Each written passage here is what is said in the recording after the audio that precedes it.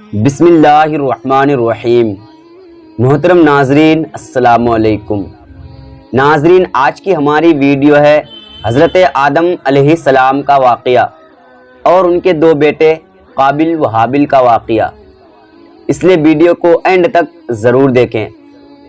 محترم ناظرین، حضرت آدم علیہ السلام سب سے پہلے انسان ہیں جن کو اللہ تعالیٰ نے دنیا میں بھیجا، اور سب سے پہلے نبی آپ ہیں۔ آپ ہی کی اولاد ساری دنیا میں پھیلی۔ آپ کا ذکر قرآن پاک میں 19 بار آیا ہے۔ جب اللہ تعالیٰ نے دنیا کو آباد کرنے کا ارادہ کیا تو اس نے فرشتوں سے کہا، میں دنیا میں اپنا ایک نائب خلیفہ بنانا چاہتا ہوں۔ فرشتوں نے کہا، اے اللہ، تو دنیا میں ایسے شخص کو نائب بنانا چاہتا ہے جو خرابیاں کرے اور خون کرتا پھرے؟ ہم تیری تعریف کرنے کے ساتھ تیری تسبیح اور پاکی بیان کرتے رہتے ہیں۔ اللہ تعالیٰ نے فرمایا، میں وہ باتیں جانتا ہوں جو تم نہیں جانتے۔ اللہ تعالیٰ نے حضرت آدم علیہ السلام کو سب چیزوں کے نام سکھا دیے، پھر ان کو فرشتوں کے سامنے کیا اور فرمایا، اگر تم سچے ہو تو مجھے ان کے نام بتاؤ۔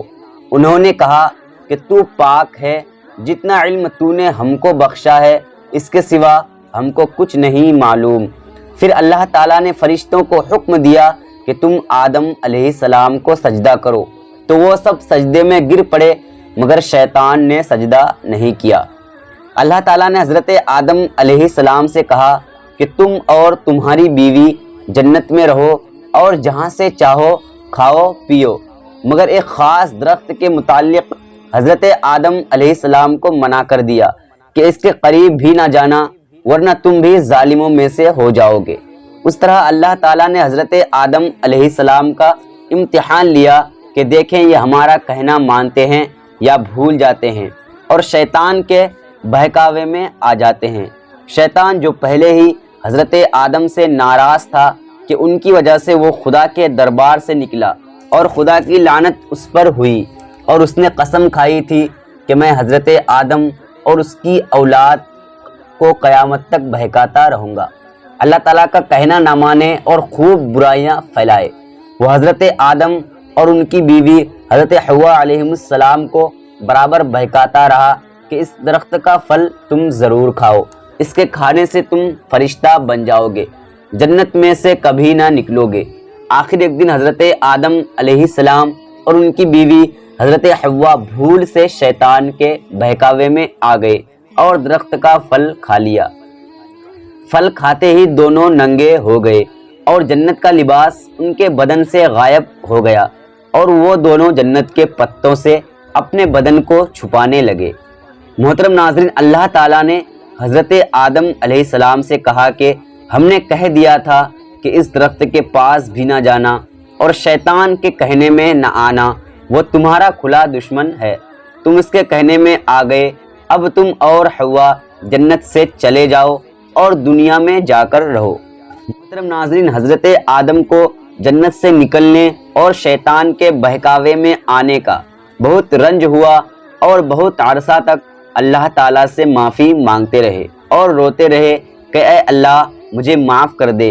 آخر کار اللہ تعالیٰ کو رحم آیا اور حضرت آدم کو یہ دعا سکھائی کہ اے ہمارے رب، ہم نے اپنے اوپر ظلم کیا اور تو ہم پر رحم نہیں کرے گا تو ہم بڑا نقصان اٹھانے والوں میں سے ہو جائیں گے۔ تو حضرت آدم علیہ السلام نے یہ دعا بہت گڑ گڑا کر مانگی، اور اللہ تعالیٰ تو بہت رحم کرنے والے ہیں۔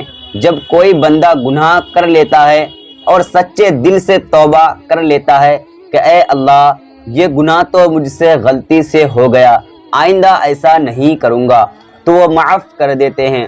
چنانچہ حضرت آدم علیہ السلام کو بھی اللہ تعالیٰ نے معاف کر دیا، اور پھر کہا کہ تم اور تمہاری اولاد دنیا میں رہو، اور یہ بات یاد رکھو کہ جب میری طرف سے کوئی نبی میری ہدایت لے کر تمہارے پاس آئے تو تم اس کا کہنا ماننا، جو میرے بھیجے ہوئے نبیوں کا کہنا مانے گا اس کو پھر نہ کوئی خوف ہوگا اور نہ پھر کوئی غم ہوگا، اور جو لوگ میرے نبیوں کی بات کو نہیں مانیں گے اور ہماری آیتوں کو جھٹلائیں گے وہ دوزخ میں جائیں گے اور ہمیشہ اسی میں رہیں گے۔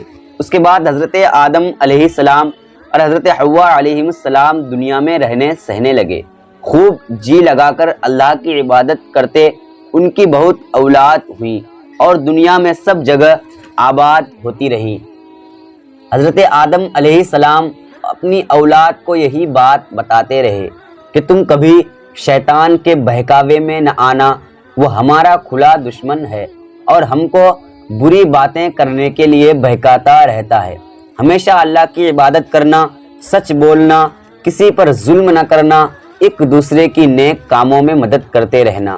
آخر کار حضرت آدم علیہ السلام 900 سال تک زندہ رہ کر وفات پا گئے۔ محترم ناظرین، اب ہم آپ کو بتائیں گے قابل و حابل کا واقعہ۔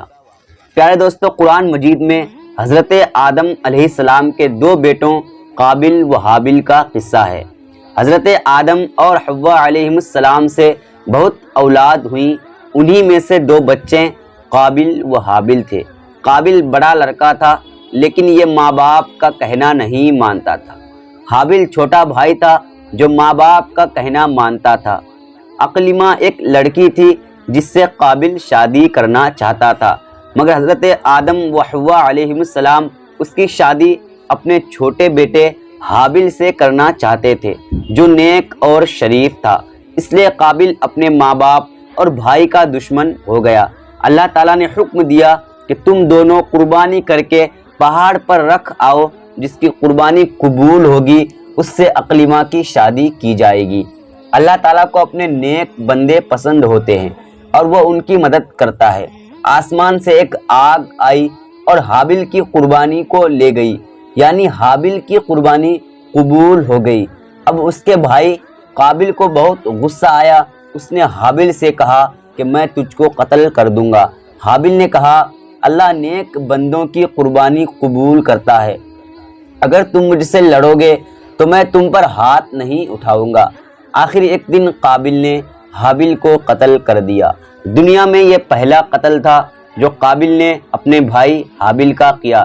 پیارے دوستو، قتل کرنے کے بعد قابل کو فکر ہوئی کہ حابل کی لاش کا کیا کریں، کس طرح چھپائیں۔ اس نے دیکھا کہ ایک کوا چونچ سے زمین کھود کر ایک دوسرے مرے ہوئے کوے کو دفن کر رہا ہے۔ پیارے دوستو، تب اس نے بھی اپنے بھائی حابل کو زمین کھود کر دفن کر دیا اور خود جا کر آگ کی پوجا کرنے لگا۔ حضرت آدم و حوا علیہ السلام کو بہت رنج ہوا۔ پیارے دوستو، قابل و حابل دونوں بھائیوں کے جھگڑے سے ہم کو سبق لینا چاہیے۔ ہمارا حقیقی بھائی یا مسلمان بھائی یا غیر مسلمان بھائی اگر ہم پر زیادتی کرے تو بہتر یہ ہے کہ ہم صبر کریں اور اپنے بھائی پر ہاتھ نہ اٹھائیں۔ قابل نے اپنے بھائی حابل کو قتل کیا، قیامت تک لوگ اس پر لعنت کرتے رہیں گے اور آخرت میں اللہ کے عذاب کا مستحق ہوگا، اور حابل کو قیامت تک لوگ اچھا کہتے رہیں گے اور وہ جنت کا وارث ہوگا۔